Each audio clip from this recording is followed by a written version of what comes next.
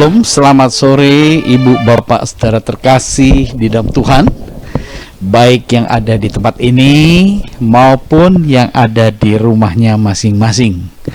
Salam sejahtera di dalam kasih Yesus Kristus. Ya, pujian sudah kita sama-sama naikkan. Biarlah pujian yang kita naikkan itu merupakan satu pernyataan iman kita. Betul-betul kita mengakui bahwa karya terbesar Yesus Kristus itu dilandasi oleh cinta kasih. Di dalam dunia yang kita tinggal dan di dalam situasi kondisi yang ada saat ini, betul-betul kita ada di tengah dunia yang kehilangan kasih yang tulus. Ya, kehilangan cinta kasih yang tulus, sehingga hingar-bingar berita sana sini, ada berita yang benar, namun juga banyak berita yang tidak benar. Maka sebab itu, untuk hal ini kita perlu mengevaluasi, memfilter, menyaring mana yang baik untuk kita terima dan mana yang patut untuk kita tolak.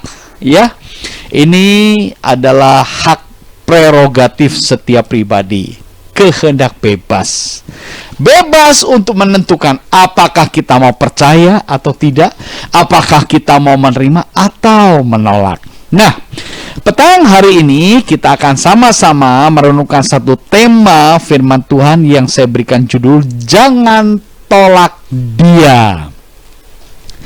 Jangan tolak Dia. Dia yang dimaksud ini adalah Dia Yesus Kristus, Anak Allah. Dia Mesias. Jangan kita tolak Dia. Jangan kita keraskan hati terhadap Dia. Memang kita hidup di dalam dunia yang nyata yang sulit sekali untuk bisa percaya kepada seseorang. Karena memang banyak orang berhasil di dalam pekerjaannya, tetapi gagal di dalam rumah tangganya.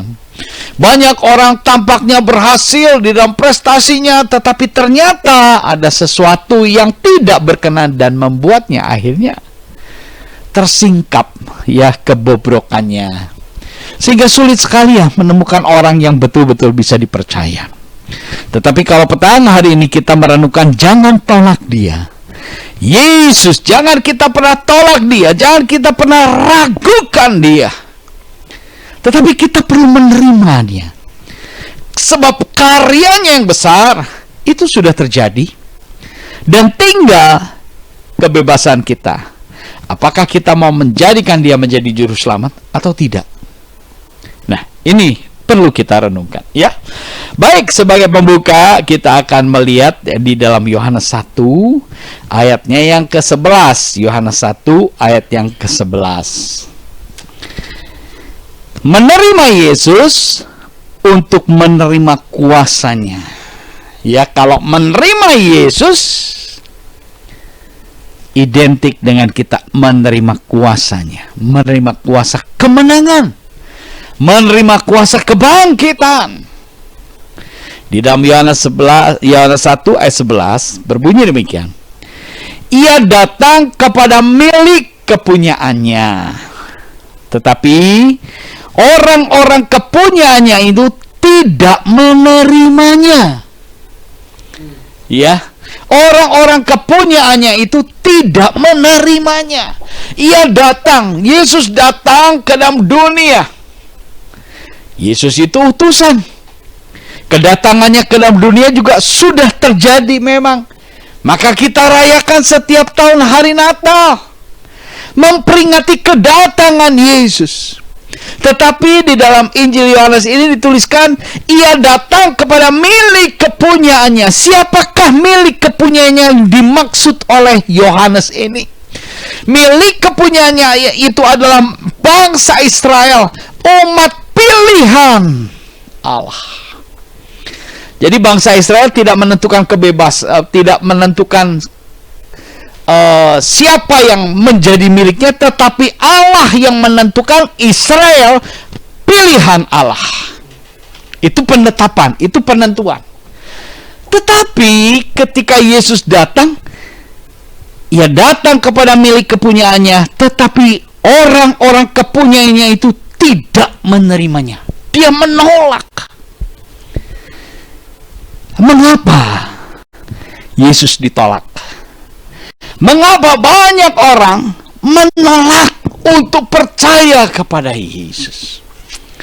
Ini hal yang perlu kita renungkan sehingga kita dapat mengerti. Tidak jarang bukan, kita ragu untuk menerima firman Tuhan. Kita ragu untuk menerima kenyataan kuasa Allah. Keraguan membuktikan bahwa kita sebenarnya menolak, meragukan kuasa Allah. Apa sih yang membuat manusia jadi menolak? Saya tuliskan di sana, dosa membuat manusia menolak Yesus. Dosa membuat manusia menolak kebenaran. Ketika Adam dan Hawa melanggar, dia mendengar Allah berjalan di taman, dia lari, dia sembunyi. Apakah sebelumnya itu terjadi? Sebelumnya tidak terjadi. Ketika Adam dan Hawa hidup dalam anugerah, dalam ketaatan, dalam persekutuan dengan Allah, dengan kebebasan. Tetapi ketika ada pelanggaran, ada dosa, manusia lari menjauh dari Allah. Inilah dasar mengapa manusia menolak. Anugerah itu jelas, anugerah itu nyata, anugerah itu benar-benar menyelamatkan, tetapi manusia dibuatnya menjadi meragukan akan kuasa Allah, sehingga terjadi penolakan. Itu diawali karena dosa membuat manusia menolak Yesus. Ular membujuk kepada Hawa supaya dia memakan buah yang dilarang itu, dengan cara memutarbalikkan kebenaran firman Tuhan. Nah, itu ya. Sehingga Hawa itu menjadi ragu. Saat-saat ini kita perlu kembali membuka hati seluas-luasnya, agar kita tidak hanya percaya, tetapi kita menerima kuasa firman, menerima kuasa Allah. Kita lihat di dalam Yohanes 1 ayat yang ke-12, dituliskan di sana, tetapi semua orang yang menerimanya, menerima pribadi Yesus, Mesias, anak Allah, tetapi semua orang yang menerimanya diberinya kuasa, dianugerahinya kuasa. Kuasa apa? Supaya menjadi anak-anak Allah. Puji syukur kepada Tuhan. Kita bisa percaya karena mendengar, betul. Tetapi percaya untuk sampai menerima apa berita itu secara utuh, secara bulat, secara penuh, itu perlu satu proses, tidak mudah. Maka sebab itu banyak orang yang, saya dulu dari SD juga sekolahnya di sekolah Kristen, udah tahulah tentang Yesus, tahu tentang Yesus, mendengar tentang Yesus. Yesus disalib, benar-benar bangkit pada hari ketiga. Iya, aku tahu. Tetapi percaya sekedar tahu itu tidak menjamin bahwa pribadi itu sudah benar-benar menerima Yesus sebagai juru selamatnya. Maka kalau kita renungkan, ingat ya, ketika kita diinjili lalu tawarkan, maukah Anda menerima Yesus? Ingat ya, ayo mari kita berdoa, ikuti. Lalu kita mengikuti, mengundang Yesus ke dalam hati kita. Mengapa proses ini penting? Supaya kita punya kuasa untuk menjadi anak-anak Allah. Amin. Nah itu loh, proses itu tuh. membawa orang supaya mempunyai status sebagai anak-anak Allah. Bukan status sebagai anak-anak terhilang, tetapi berstatus sebagai anak-anak Allah. Yaitu mereka yang percaya dalam namanya. Nah, ya. Jadi kita paham kekristenan itu bukan cuma sama ke gereja, sama Kristen. Oh, temannya siapa, pacarnya sama, anak Tuhan. Tetapi sama itu mereknya sama. Apakah pengenalannya, apakah penerimanya itu sama atau tidak? Ini menjadi perenungan bagi kita masing-masing. Bagi kita semua yang ada tempat ini dan juga di rumahnya masing-masing. Apakah kita ini mendengar firman Tuhan, ya hari-hari, itu mah tahu, aku tahu itu sudah. Atau kita perlu mencerna ulang, merenungkan ulang sampai betul-betul firman Tuhan itu mendarah daging di dalam pemikiran kita. Betul-betul kita kenang, betul-betul kita fahami, betul-betul kita yakini. Sebab penerimaan akan firman Tuhan itu berdampak. Apa dampaknya? Diberi kuasa supaya menjadi anak-anak Allah. Diberi kuasa hak menjadi satu pribadi yang tadinya terhilang menjadi ditemukan dan menjadi anak-anak kerajaan Allah. Ini satu perubahan kehidupan yang begitu dahsyat, yang begitu luar biasa. Saya tuliskan juga, percaya dan menerima Yesus sebagai anak Allah. Percaya dan menerima. Percaya akan firman-Nya, menerima firman-Nya, yang dibuktikan dengan melakukan firman-Nya. Ini tingkat kepercayaan kita tuh betul-betul harus dapat dibuktikan. Orang tidak bisa melihat iman kita sejauh mana sebelum kita melakukan firman dan membuktikannya. Ya, ada seorang ibu bergumul dalam permasalahan keuangan. Lalu ibu itu yang bisa lakukan, aduh aku gak ngerti, suamiku sudah meninggal, baru meninggal, aku gak ngerti, waduh ternyata tugasku sangat berat. Lalu ibu ini ya karena mengenal Tuhan, percaya kepada Tuhan, dia jalani hari-harinya dalam menghadapi kesulitannya itu dengan doa, dengan memohon pertolongan, dengan menerima kuasa Allah, dengan menerima kuasa penyertaannya. Tetapi ada keluarganya yang katakan, namanya utang itu harus dibayar dengan uang, bukan dengan doa. Ya ibu itu juga iya ya benar ya, tetapi dia tetap lakukan dengan doa. Sampai akhirnya terjawablah, utangnya terbayar dan terselesaikan karena kuasa doa. Nah itu pengalaman ibu bapak saudara terkasih. Ada seorang ibu yang lain, dia diperiksa, waduh harus dioperasi. Ada batu di dalam ginjalnya. Waktu mau dilakukan tindak operasi, dicek ulang, diperiksa ulang, tidak ada. Batu yang tadinya besar itu sudah hilang, sudah mengecil. Sebentar juga sudah, biarkan makan obat, nanti pun akan keluar sendiri. Itu pengalaman-pengalaman mujizat-mujizat itu masih ada hingga kini. Amin.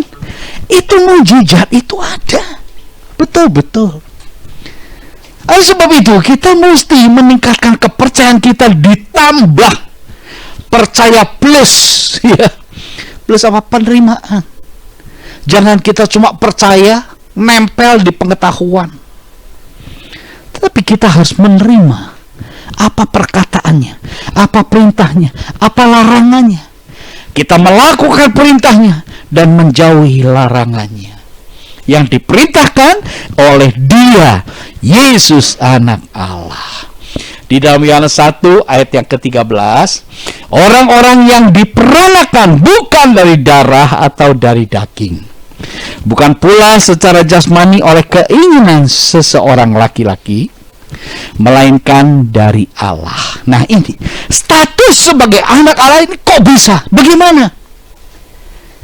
seorang guru agama, ya, dia berdialog, namanya Nikodemus, bertanya sama Tuhan, kalau engkau tidak dilahirkan kembali, engkau tidak akan melihat kerajaan Allah. Waduh, guru itu bertanya, bagaimana aku sudah tua itu, apakah aku masuk dalam rahim ibuku?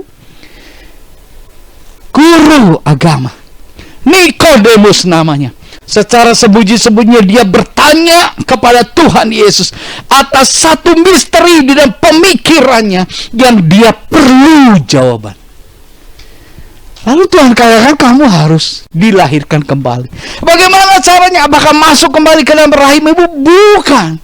Status anak-anak Allah adalah orang-orang yang diperanakkan, bukan dari darah atau dari daging, bukan pula secara jasmani oleh keinginan seorang laki-laki, melainkan dari Allah, kelahiran baru. Nah, ini anak-anak Allah itu bagaimana sih bisa jadi anak Allah? Ya, kita harus mengalami satu ciptaan baru, satu kelahiran baru di dalam Yesus Kristus. Amin. Ini yang penting. Makanya banyak ya orang juga bertanya, apakah kamu sudah dilahirkan kembali? Mengalami lahir baru, gitu kan? Kita mengerti apa sih yang disebut lahir baru? Ini kita mengalami satu kelahiran baru yang diciptakan, dilahirkan kembali di dalam kuasa firman, di dalam roh Allah yang menjadikan kita menjadi ciptaan baru. Sehingga dengan kita menerima Yesus Kristus, kita tuh menerima kuasa kemenangannya. Kita maunya mengalami kuasa kemenangan, tapi tidak mau sepenuhnya menerima Yesus. Siapa yang mau menang bersama Yesus? Saya mau menerima Yesus sebagai pribadi, sebagai juru selamat seutuhnya, menerima firman-Nya, menerima perintahnya, menerima dan melakukan segala hal-hal yang dilarang. Nah, itu seringkali disampingkan. Kalau soal kuasa, aku mau. Tetapi di dalam perenungan ini, kita betul-betul dituntun agar kita menerima Yesus untuk menerima kuasanya. Kita akan melihat bagian yang kedua, yaitu bukti kasih Allah bagi setiap orang. Bukan saja kepada umat miliknya, tetapi kepada setiap orang. Kalau hanya kepada umat miliknya, hanya terbatas orang-orang Israel. Orang Israel pun menjadi umat pilihan Allah di dalam proses pembebasan keluar dari perbudakan Mesir. Dalam satu perjalanan tujuan menuju satu tanah Kanaan, jelas tujuannya tanah Kanaan. Mereka pun mengalami proses di tengah padang gurun. Nah, di situ kita tahu bagaimana mereka bersungut-sungut dan lain sebagainya, ya. Itu penolakan, bukan? Sekalipun sudah dianugerahi, ditetapkan engkau adalah milik Allah, bangsa yang dikasihi, ayo keluar dari Mesir. Nih, kita tuntun masuk ke tanah Kanaan, jelas tujuannya. Demikian dengan kehidupan kita. Kita ini sebagai anak-anak Allah yang percaya dan menerimanya diberi anugerah keselamatan kekal. Yohanes 3 ayat yang ke-16, ya. Ayat ini adalah ayat yang sudah sangat kita kenal. Karena begitu besar kasih Allah akan dunia ini, sehingga ia telah mengaruniakan anaknya yang tunggal, supaya setiap orang yang percaya kepadanya tidak binasa, melainkan beroleh hidup yang kekal. Memperoleh kekekalan, bukan memperoleh kebinasaan, tapi memperoleh kekekalan. Dijelaskan secara jelas, karena begitu besar Allah, begitu besar kasih, karena begitu besar kasih Allah akan dunia ini. Kasih Allah itu sungguh besar, tak berkesudahan. Rahmatnya pun limpah, tak habis-habisnya. Tadi kita nyanyikan, kasih Allah tak berkesudahan, selalu baru setiap hari. Betul? Tadi nyanyi itu ya. Sudahkah kita betul-betul mengalami kasih Allah yang selalu baru setiap hari itu? Sudah belum? Ini menjadi perluan bagi kita semua. Kita harus memahami ayat ini. Kasih Allah itu begitu besar, tak terukur kasihnya. Besarnya kasihnya, tapi disertai dengan bukti. Sehingga ia telah mengaruniakan anaknya yang tunggal. Nah, jadi kedatangan Yesus ke dalam dunia ini bukan ujuk-ujuk, tapi itu merupakan bukti rencana Allah yang penuh dengan kasih. Bukan manusia kan? Juru selamat, ayo selamatkan kami, datanglah. Bukan. Tetapi Allah menyatakan kasihnya. Menyatakan kasihnya kepada dunia. Sehingga putra tunggalnya lahir ke dalam dunia, datang ke dalam dunia, lahir di kandang Bethlehem. Itu jelas. Dasarnya apa? Ayat ini ya. Kasih Allah. Sehingga ia telah mengaruniakan anak yang tunggal. Supaya tujuannya, supaya setiap orang yang percaya kepadanya, besar, kecil, tua, muda, kaya, miskin, pinter, atau kurang pintar, semua manusia yang percaya tidak binasa, melainkan beroleh hidup yang kekal. Kembali kekekalan itu dianugerahkan. Ketika Adam dan Hawa di Taman Eden, di sana ada pohon kehidupan, ya. Yang dilarang untuk dimakan tuh pohon apa? Pengetahuan yang baik dan jahat. Berarti mereka boleh memetik, memakan buah dari pohon kehidupan. Tetapi setelah mereka berdosa, dikatakan dilarang memakan pohon kehidupan. Kenapa? Dituliskan karena mereka akan sama seperti kita dan tidak akan mengalami kematian.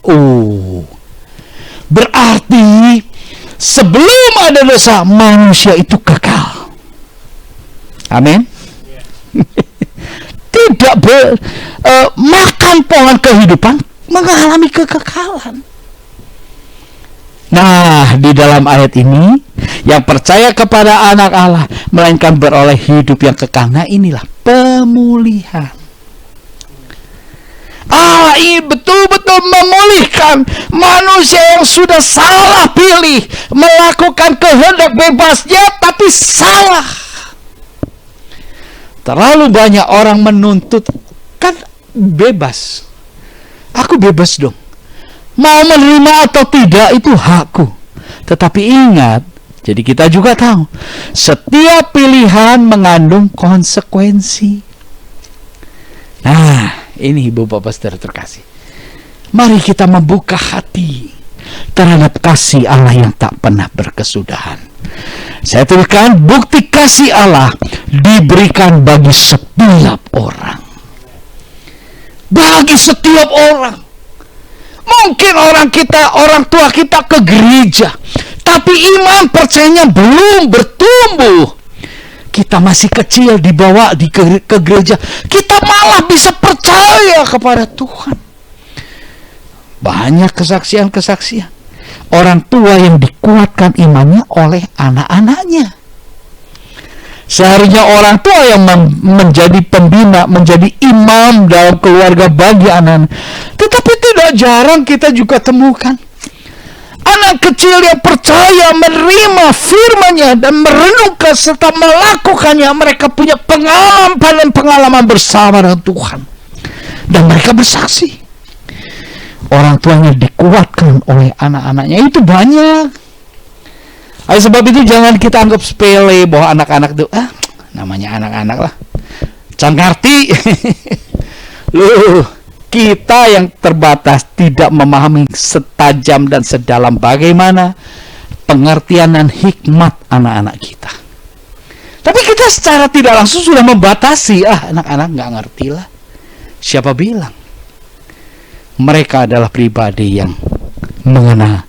Ketika anak-anak ini sekalipun percaya menerima Yesus, mereka akan punya kehidupan yang mendapat jaminan keselamatan kekal.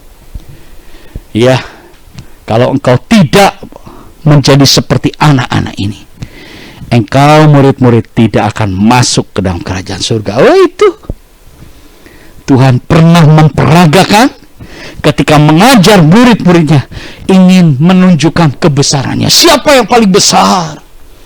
Lalu Tuhan bawa seorang anak di tengah. Kalau engkau tidak menjadi seorang anak seperti ini, engkau tidak masuk ke dalam kerajaan surga.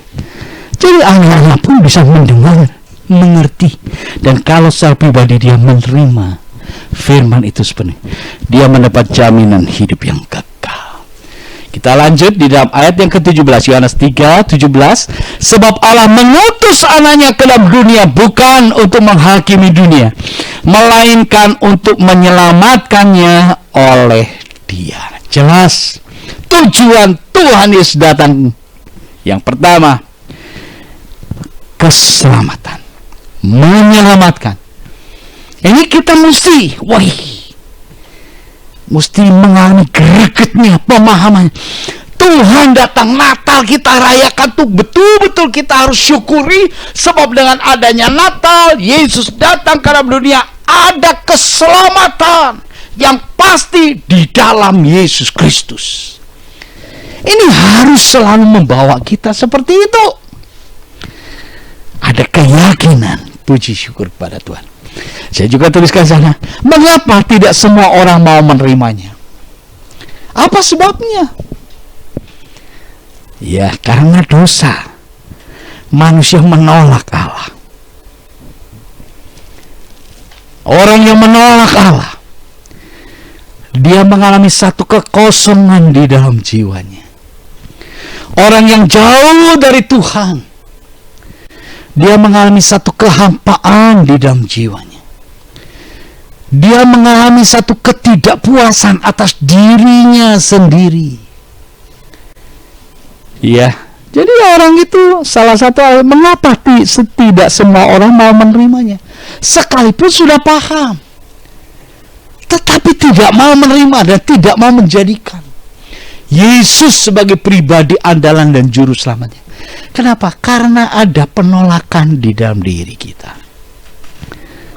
Orang yang menolak Yesus, dia belum pulih dalam persoalan dalam pribadinya. Gambar dirinya belum dipulihkan, sehingga citra Allah belum terpancar di dalam kehidupannya. Ya, gambar diri seseorang. Ketika orang belum beres dengan dirinya sendiri, dia punya sensitif yang begitu tajam. Kalau dia menolak firman Tuhan, dia mengeraskan hati terhadap firman Tuhan, maka dia juga sangat menolak pendapat-pendapat orang di sekitarnya. Ini penolakan. Orang yang menolak Yesus, dia akan cenderung menolak orang-orang di sekitarnya. Perhatikan. Karena apa? Karena tidak mengalami satu pemberesan di dalam pribadinya. Tidak mengalami satu pemulihan di dalam pribadinya. Ya, jadi dia selalu menolak. Kita sering kan menghadapi orang yang keras kepala, tidak bisa dikasih tahu. Sekalipun kalau secara rasio dia pun memahami resikonya seperti ini, resikonya buruk, tetapi tetap saya keras. Tetap, kenapa sih kok terjadi demikian? Saya tuh sering kali ya berpikir, gak habis-habis pikir, kenapa ya orang tuh begitu. Kecenderungannya tuh merusak, menolak relasi dengan pasangannya. Kenapa? Karena tidak percaya. Tapi kalau tidak percaya juga, sebenarnya dia ini masih berharap untuk pasangannya itu bisa dipercaya. Jadi seringkali hal itu, bingung ya. Di mana sih letaknya? Nah ini, seperti yang firman Tuhan katakan. kita perlu menerima Yesus di dalam kehidupan kita. Maka terjadi pemulihan mulai dari diri kita.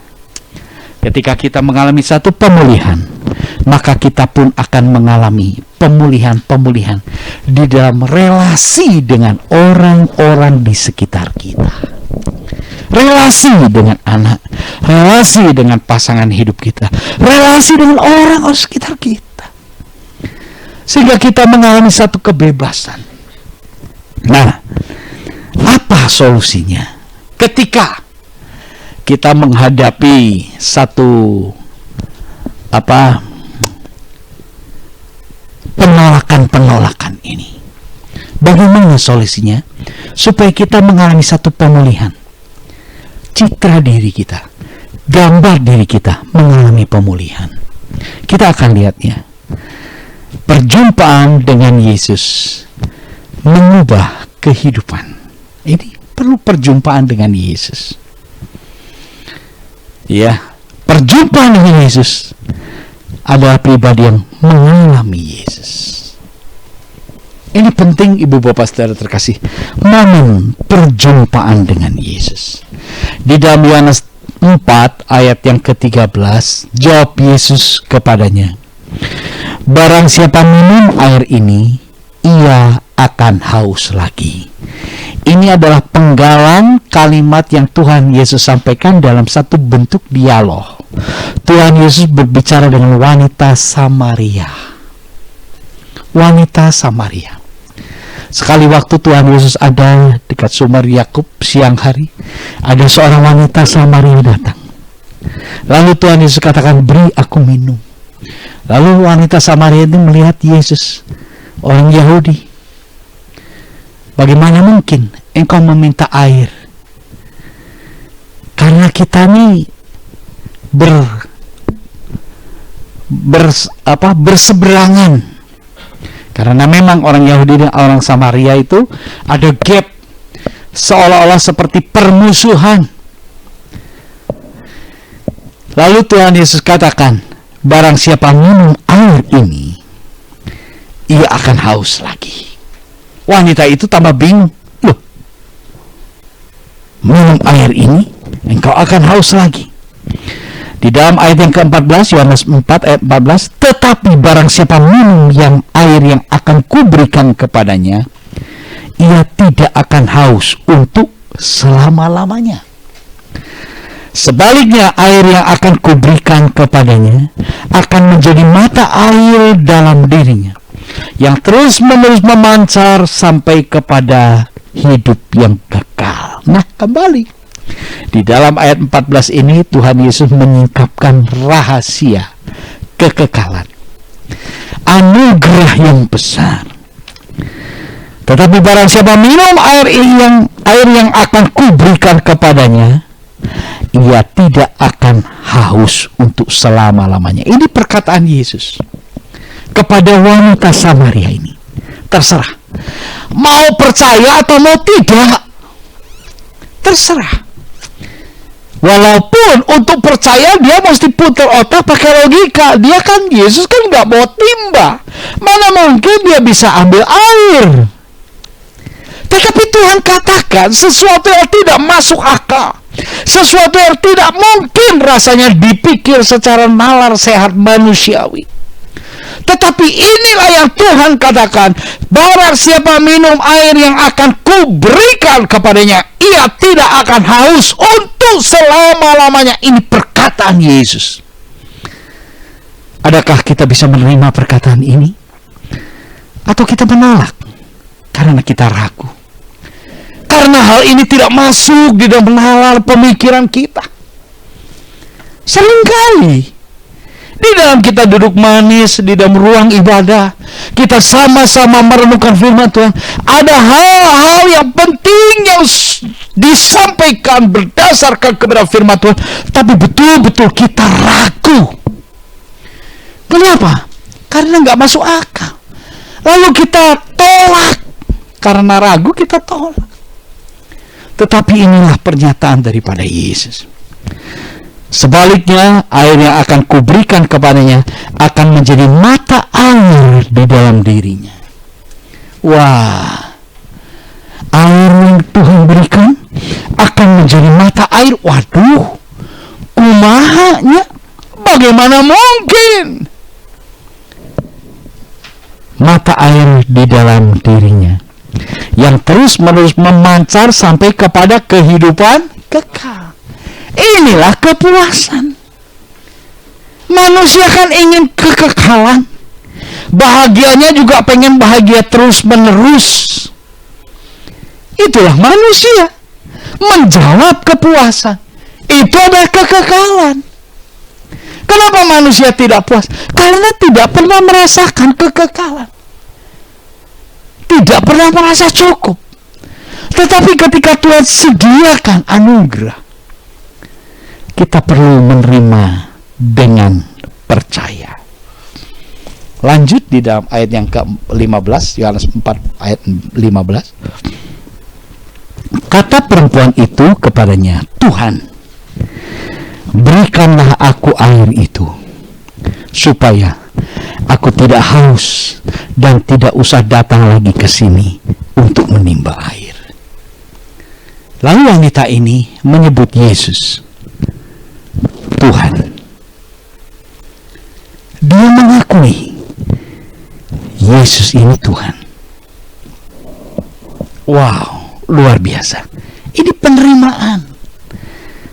Penerimaan terhadap pribadi Yesus melalui satu perjumpaan dengan Yesus. Adakah kita percaya Ia akan memberikan air yang tidak akan mendatangkan kehausan lagi? Air hidup, firman Tuhan. Dan memang setelah itu wanita ini, Tuhan katakan, panggil suamimu. Wanita itu secara jujur, aku tidak bersuami. Betul, Tuhan katakan bahwa suami yang ada sekarang pun itu bukan milikmu. Orang yang menerima Tuhan, menerima kebenaran, dia mengeluarkan ketidakbenarannya, menyingkirkan ketidakbenarannya, menyingkirkan kebohongannya dengan sejujur-jujurnya. Ini wanita ini lalu mengakui, benar Tuhan. Lalu dia pun bersaksi ke kota bahwa di sana ada satu pribadi yang bisa tahu siapa diriku. Wah, kenapa? Karena wanita itu lalu bersaksi. Ini ciri kehidupan pribadi yang mengalami pemulihan. Pribadi yang mengalami satu perjumpaan dengan Tuhan dan mengalami satu kelahiran baru. Dia mengalami satu kesegaran janji-janji Tuhan, kesegaran firman Tuhan, dan kesegaran firman Tuhan itu betul-betul dapat dinikmati sehingga dia memperoleh kepuasan. Kenapa? Karena dia tidak menolak firman Tuhan, tetapi sebaliknya dia menerima firman Tuhan. Ini penting. Jadi kehadiran kita di dalam komunitas, di dalam persekutuan, di dalam ibadah itu betul-betul harus kita rasakan, harus kita nikmati, dan harus kita alami. Bagaimana kita mengalami pertolongan dan perjumpaan sehingga kita diubahkan di dalam Yesus Kristus. Biarlah Ibu Bapak Saudara terkasih, melalui perenungan ini kita memahami, jangan kita menolak Dia, menolak Yesus, menolak perkataannya, menolak firman-Nya. Jangan kita keraskan hati, tetapi kita buka hati kita selebar-lebarnya agar kita mengalami satu pemulihan diri kita mulai dari dalam pribadi kita, sehingga citra kita, gambar diri kita mengalami pemulihan. Sebab apa? Kita ditebus agar kita beroleh kuasa menjadi anak-anak Allah. Puji syukur kepada Tuhan. Mari kita tundukkan kepala. Terima kasih Tuhan untuk beberapa ayat firman-Mu yang kami renungkan bersama pada kesempatan sore hari ini. Hamba-Mu berhenti bicara, tetapi firman-Mu hidup memberkati kami semua. Dengan kekuatan Roh Kudus kami mengerti dan dapat menjadi pelaku-pelaku firman. Terima kasih untuk kebenaran firman-Mu ya Bapa. Dalam nama Tuhan Yesus Kristus, hamba panjatkan peralaskan segala doa ini. Haleluya. Amin. Puji Tuhan, Tuhan memberkati.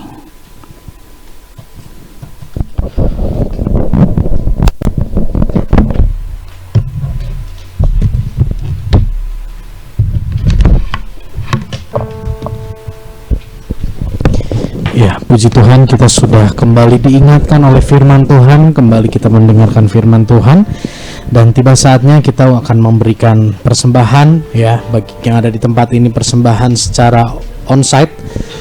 Nanti jemaat yang di rumah bisa memberi persembahan secara online. Namun sebelumnya kita masuk dulu di dalam doa.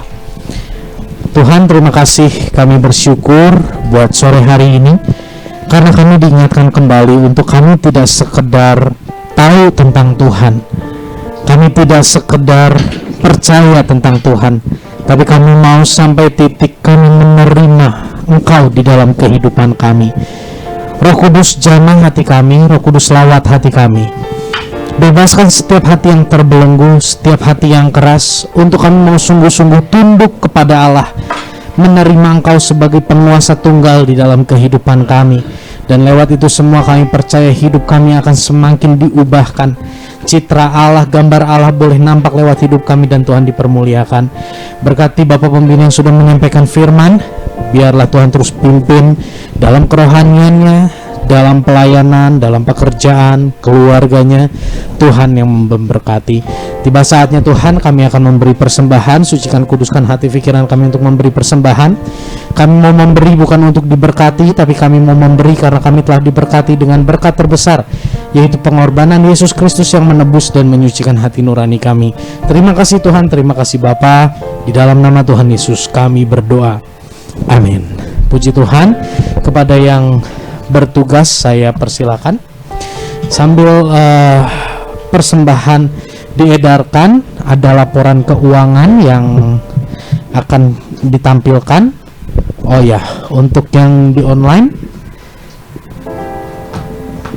ada. Oke, ini laporan keuangan untuk bulan April ya, bulan Mei ya, dengan sisa kas saldo bulan April sebesar 6.217. Ini untuk bulan Mei ya, laporan keuangan, karena di bulan Mei kita sudah bulan Juni kita sudah ada persembahan secara onsite ya. Jadi persembahan yang online dan yang onsite digabungkan ya. Ada beberapa pembicara dari dalam kota dan dari luar kota ya. Baik, ini dan ya, ini sisa kas bulan Juni sebesar 6.448.750 rupiah ya. Ada beberapa pengumuman. Kebaktian Sunday Service Jerusalem Community Church diadakan setiap hari Minggu pukul 16 ya, di room Zoom yang sama, dan juga kita mulai melakukan ibadah secara onsite ya. Bagi jemaat yang rindu untuk bergabung beribadah secara onsite, kita bisa bergabung bersama di tempat ini di Komplek Permata Indah Blok J nomor 18.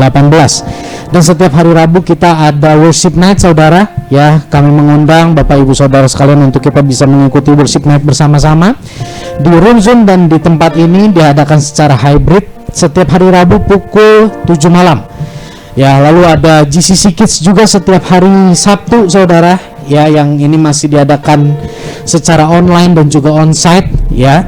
Sebulan sekali kita mengadakan secara online bagi Bapak onsite. Sebulan sekali kita mengadakan secara onsite bagi Bapak Ibu yang memiliki anak, boleh bergabung bersama-sama dengan GCC Kids ya. Ibadah setiap hari Rabu pukul 15 ya. Setiap hari Sabtu ya, ini usah kemana aja ya.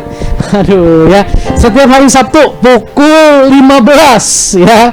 Mohon dimaafkan karena manusia tempatnya kesalahan. Oke. Lalu yang berikutnya saya mengingatkan, nanti tanggal 17 Agustus ya, itu hari Rabu, kita ada Fun Day ya, Jerusalem Community Church. Kita mau berfellowship bersama, kita mau saling mengenal satu dengan yang lain. Jemaat yang online bisa mengenal jemaat yang onsite, jemaat yang onsite juga bisa mengenal jemaat-jemaat yang online. Kami mengundang ya untuk Bapak Ibu bisa hadir bergabung bersama dengan kami di acara Fun Day Jerusalem Community Church ini Ya biayanya sebesar 100.000 per orang, itu udah termasuk snack ya, snack, lalu makan siang, dan juga ada t-shirt. Ya boleh menghubungi saudari Lois. Nah, untuk persembahan secara online dan persepuluhan bisa ditransfer ke rekening BCA dengan nomor 1570330043 atas nama Yusak Setiawan, dan recording ibadah dapat disaksikan di YouTube channel Jerusalem Community Church. Ya, sekian pengumuman. Kita mau bangkit berdiri bersama, kita mau tutup ibadah, kita mau masuk di dalam doa berkat. Terima kasih Tuhan, karena campur tangan Tuhan kami boleh beribadah, kami boleh mendengar firman, kami boleh memberi persembahan. Semuanya kami tujukan bagi kemuliaan nama-Mu. Kami bersatu berdoa buat bangsa dan negara kami Indonesia. Tuhan, pulihkan bangsa dan negara kami. Damai sejahtera Tuhan terjadi, tercurah bagi Indonesia. Kami berdoa untuk setiap pemimpin-pemimpin yang ada di tengah bangsa dan negara kami. Berkati, urapi mereka dalam pengambilan keputusan. Kami mohon tuntunan Tuhan, menuntun mereka dalam pengambilan keputusan. Dan kami percayakan masa depan Indonesia dalam tangan-Mu. Kami percaya Engkau sedang merenda masa depan yang indah terbaik bagi bangsa dan negara kami. Agenda Pilpres 2024, agenda kepindahan ibu kota, agenda G20, dan agenda-agenda yang lain Tuhan yang kami tidak tahu satu persatu, kami serahkan dalam tangan-Mu. Tuhan yang campur tangan, Tuhan yang menolong setiap persiapan acara, semuanya Tuhan yang campur tangan, dan terjadilah apa yang menjadi kehendak Tuhan di tengah bangsa dan negara kami. Kami juga berdoa buat komunitas kami Jerusalem Community Church. Tuhan terus bawa kami semua yang ada di dalamnya semakin hari semakin mengenal, mengalami Engkau secara benar, semakin hari semakin antusias untuk bersaksi, semakin hari semakin rela dengan kekuatan hati dan topangan anugerah Tuhan kami menjadi pelaku firman dan memuridkan orang-orang yang ada di sekitar kami. Kami juga menyerahkan untuk acara tanggal 17 nanti ke dalam tangan-Mu Tuhan, 17 Agustus GCC Fun Day. Kami berdoa biar lewat acara ini kami boleh menikmati kebersamaan, kami boleh menikmati hadirat Tuhan, kami boleh semakin mengenal satu dengan yang lain, mengasihi satu dengan yang lain seperti Tuhan mengasihi kami. Terima kasih Tuhan. Kami juga berdoa pada sore hari ini buat mungkin ada jemaat Tuhan yang sedang dalam pergumulan, baik pergumulan kesehatan, pergumulan studi, pekerjaan, perekonomian. Tuhan yang campur tangan, kuatkan iman dan pengharapan kami. Tuhan yang menuntun kami sampai kami boleh menemukan jalan terbaik yang Tuhan sediakan bagi kami, dan hidup kami boleh menjadi saksi-Mu dimanapun kami berada. Mari saudara, kita mau sama-sama tadahkan tangan, kita mau terima berkat. Terimalah segala berkat daripada Allah Bapa, cinta kasih daripada Tuhan Yesus Kristus, persekutuan dengan Roh Kudus, hati yang mengasihi Tuhan, hati yang rindu dekat dengan Tuhan, hati yang dikuatkan, dimampukan untuk menjadi pelaku firman ada saat ini sampai selama-lamanya. Memberkati keluarga, hubungan suami istri, orang tua, anak, komunikasi di tengah keluarga, dalam nama Yesus Tuhan pulihkan. Memberkati pekerjaan, memberkati perekonomian, kesehatan, studi, pergaulan, masa depan, keuangan. Semua yang Tuhan percayakan pada kami, ajar kami untuk mengelola itu dengan mengandalkan Tuhan, sehingga kami boleh memperoleh yang terbaik dari Tuhan dan kemuliaan bagi nama Bapa di sorga. Terima kasih Tuhan, terima kasih Bapa. Di dalam nama Tuhan Yesus kami berdoa, amin. Tak berubah selamanya cinta kasihku padamu, ku mau hidup selamanya untuk senangkan hatimu. Tak berubah selamanya cinta kasihku padamu, ku mau hidup selamanya untuk senangkan hatimu Tuhan. Ibadah selesai. Selamat hari Minggu. Tuhan Yesus memberkati kita semua.